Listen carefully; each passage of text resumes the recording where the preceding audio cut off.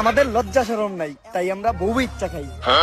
তো ভাই আপনি কাকে ভাবির তো দেখতাছি না। আমরা একটু বাইরে গেছিলাম তো, আপনার ভাবি বোরকা পরা ছিল, তাই ওরে বোরকাটা খুলে আসতে বলছি, কারণ বোরকা পরা অবস্থায় ইন্টারভিউ দিলে ইন্টারভিউতে ভিউ কম আসবো।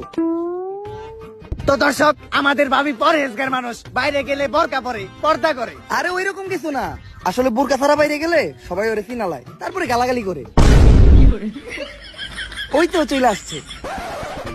ভাবি আপনি আমার পাশে বসলেন যে? আর এই সমস্যা নাই, আমি কাপড় ব্লগারে বউ না, ভিডিওর বিয়ের জন্য আমি যাত্রার সাথে বসতে পারি, যাইতে তাই করতে পারি। বেবি তুমি ওনার কোলে উঠে বসো, কোলে উঠে বসলে এই ইন্টারভিউটার ভিউ আরো বেশি হইব। আরে না থাক, এত ভিড়ের দরকার নাই, আমরা ইন্টারভিউতে ফিরে যাই। তো আপনার কাছে আমার প্রথম প্রশ্ন, আপনি কিভাবে এই বউ ব্যবসা শুরু করলেন? দেন এই বউ ব্যবসার যাত্রাটা এতটা সহজ ছিল না। আমি ছোটকাল থেকে ছিলাম একটা অকর্মা, গাধা ব্যাককল। আমার ব্রেনা ছিল আমার পুক্কিতে, তাই আমার দিয়ে কোনো কাজকর্ম হইতো না।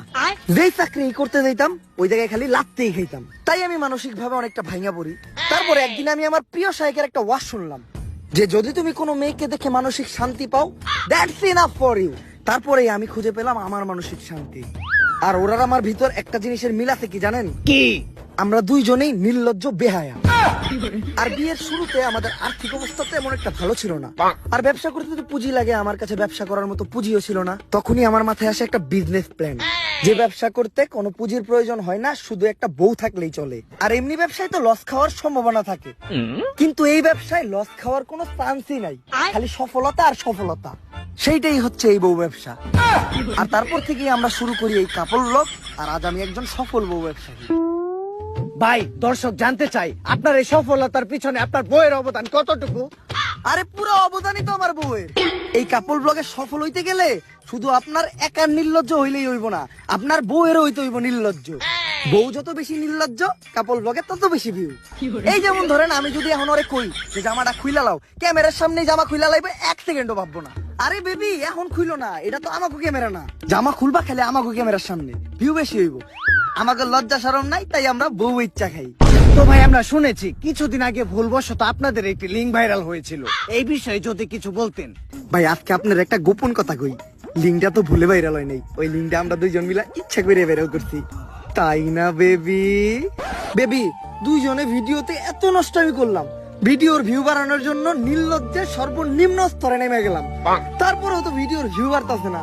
আমা করে কেউ চিনে না, আমগো কোনো টাকা ইনকাম হয় না, অভাবের সংসার, দিন আনি রাত খাই, এইভাবে আর কতদিন চলবো?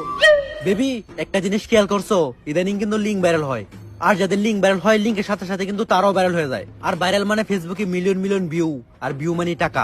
তো কি বলো তুমি, আমি মিলা যে মোবাইল দিয়ে একটা দুষ্ট ভিডিও রেকর্ড করছিলাম, ওটা ভাইরাল করে দেই? জান এই কথাটা তো অনেক আগে থেকে আমি তোমার বলতে চাইতেছিলাম, কিন্তু বলি নাই, তুমি কি না কি মনে করো। আরে আমি কি মনে করবো, কাপড় ব্লগ করি মানে আমি তোমার থেকে বেশি বেহায়া। ওইটা তো আমি জানি, কিন্তু ভিডিওটা ভাইরাল হয়ে যাওয়ার পর আমরা মানুষের কাছে কি জবাব দিব? আরে বলবো আমাদের মোবাইলটা হারিয়ে গেছিল, তারপর কেউ না কেউ ভাইরাল করে দিছে। ডান। বেবি আমাদের লিঙ্ক তো ভাইরাল হয়ে গেছে, আর লিঙ্ক ভাইরাল হওয়ার পর আমাদের ফেসবুকের প্রত্যেকটা ভিডিওতে মিলিয়ন মিলিয়ন ভিউ, আর আমাদের ফ্যান ফলোয়ারও কমেন্ট করতেছে। দেখি কি কমেন্ট করছে। আপনাদের এই ভিডিওটা ভালো লাগছে, এরপরের লিংকের জন্য অপেক্ষায় রইলাম। ওইদিকে দেখবো সবাই আমাদের খেলা, আর এইদিকে চলবো আমাদের পেজে লাইক আর ভিউ এর মেলা। এইটাই তাহলে আসল কাহিনী। হ্যাঁ, কিন্তু এই ক্লিপটা আবার ইন্টারভিউতে দিয়েন না, এডিটের সময় এই ক্লিপটা কাইটে দিয়েন। কিন্তু এটা তো লাইভ চলতেছে। আরে কি এর ওইটা লিঙ্ক, ওইটা তো একটা শিক্ষণীয় ভিডিও, ওইটার মাধ্যমে আমরা যুব সমাজে শিখাইছি যে কিভাবে আপনারা লিঙ্ক ভাইরাল হওয়ার পরেও আমাদের মতো সুইসাইড না কইরা অসম্মানের সাথে এই সমাজে বেঁচে থাকতে পারবেন।